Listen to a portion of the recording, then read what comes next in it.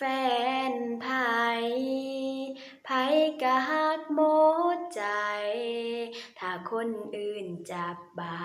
ย มันเจ็บหลายน้ำตาพังยาว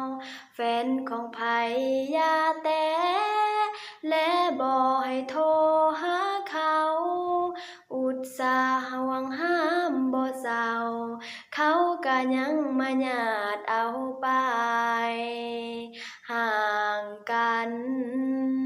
นั้นเป็นเพียงชั่วคราว บ่นึกว่าเขาสิจบเอายามเฮาเพ้อใจ เขาใช้ทุกวิธี ให้แฟนเฮานี้หวั่นไหว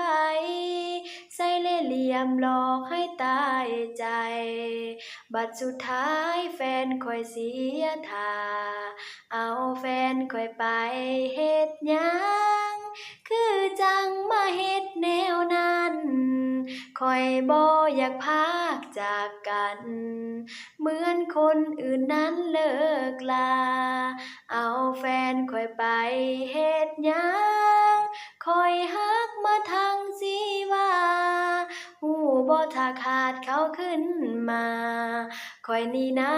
สิอยู่จั่งใด